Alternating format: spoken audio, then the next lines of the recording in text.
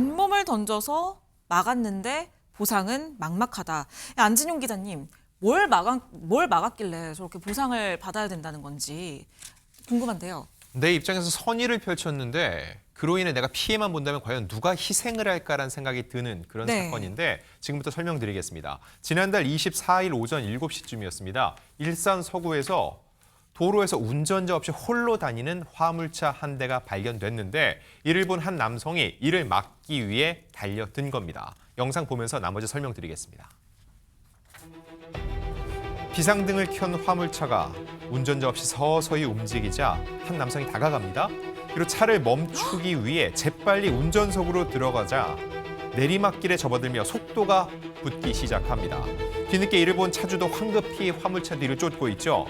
이렇게 골목길로 들어선 화물차는 이제는 눈길에 미끄러져 불은 뒤에야 멈춰 섰습니다. 온몸을 던져 막은 이 남성은 이 과정에서 차량 밖으로 튕겨나오는 사고를 당했습니다. 아니 그러니까 처음에 저 화물차가 저렇게 움직이는 저 순간에 저 화물차 운전석에는 운전자가 타고 있지 않았다는 거잖아요. 최진봉 교수님, 네. 저 화물차 어떻게 움직일 수 있었던 거죠? 왜 그랬냐면 이 화물차 주인이 기어를 주행 상태에 놓고 그러니까 원래는 내리려면 차에서 내리려면 파킹이나 이렇게 해야 되는 거 아니에요? 그렇죠. 주행 상태에 놓고 편의점에 간 거예요. 그 사이에 저 차는 주행 상태로 놔뒀으니까 화물차가 움직이기 시작했고 화물차 혼자 100m 가량을 주행을 했던 겁니다. 네. 그걸 이 근처에서 반찬 가게를 하셨던 60대 남성이 보게 된 거예요. 네. 그래서 위험하잖아요. 저게 네. 내리막길이거든요. 지금 그리고 저렇게 또 화면을 지금 보면 네. 눈이 주변에 굉장히 많이 맞아요. 있잖아요. 눈 온 지 얼마 안 된 상황인 것 같거든요. 그러니까요. 도로도 좀 얼어 있을 것 같고요. 맞아요. 그런 상황에 저게 그냥 가면 충돌이 될 수도 있고 누가 길 가다가 다칠 수도 있는 거 네. 아니겠어요? 그래서 60대 남성이 이를 보고 대형 사고를 막기 위해서 화물차를 올라타려고 했던 거 탔고요. 네. 그리고 사고가 난 겁니다. 아까 우리가 안지용 기자가 설명했던 것처럼 미끄러지면서 부딪히게 되고 이 화물차가 전복하는 사고가 일어나게 된 거예요. 전복되는 과정에서 이 60대 남성, 뭔가 피해를 막아보려고 노력했던 60대 남성은 튕겨져 나오게 되고 네. 그걸 부상을 입고 3차례나 수술을 받았지만 하반신 마비 판정을 받았다고 합니다. 하반신 마비라뇨.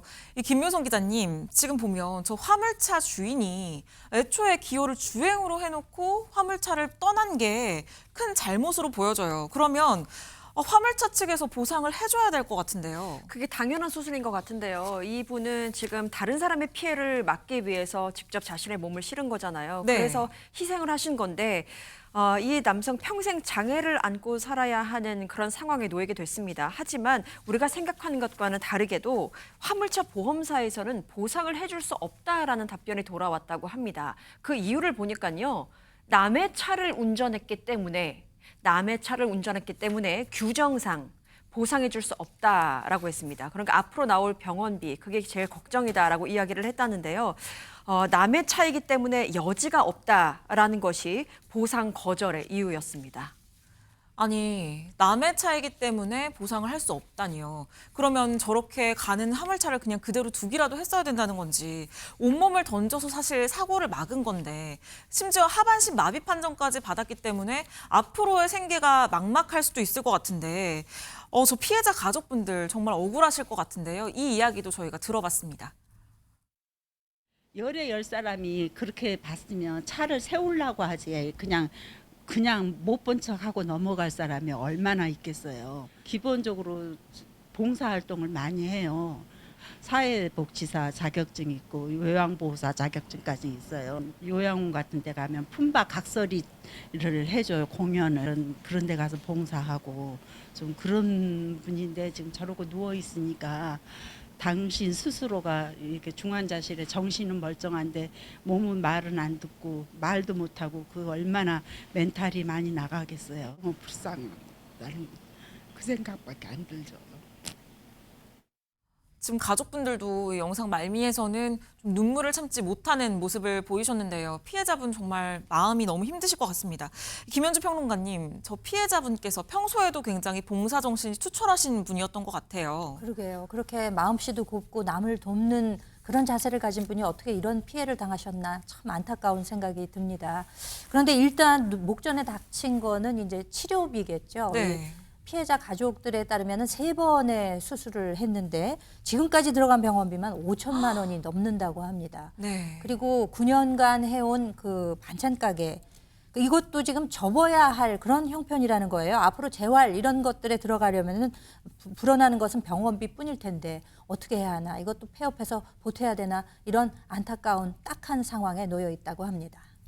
아니 장유미 변호사님, 지금 이럴 때는 어떻게 해야 되는 걸까요? 그러니까 보험회사에서 이 화물차가 가입한 보험회사에서 너무 기계적으로 형식적으로 네. 이 보험 처리를 안 해주겠다는 거예요. 보험 계약자가 이 원래 화물차의 이 주인인 운전자인데 편의점에 잠시 들렀던 운전자가 계약자가 아니지 않았느냐. 그 당시에는 그 반찬 가게 크게 다치신 사장님이 운전했기 때문에 우리가 보험 계약을 했을 때 이런 상황까지 커버를 해주겠다고 한 건 아니다라고 이야기를 하는데요. 사실 그 운전을 왜 하게 됐습니까? 그러니까요. 본인들이 계약을 체결한 당사자가 이 차량 관리에 소홀해서 이 부분과 관련해서 막아서지 않으면 더 큰 사고로, 그러면은 그 해당 차에 아무도 없었을 때도 보험을 처리해주지 않겠다는 소리인 건지, 이 부분에 대해서는 전향적인 검토가 반드시 필요해 보이는 부분이 있고요.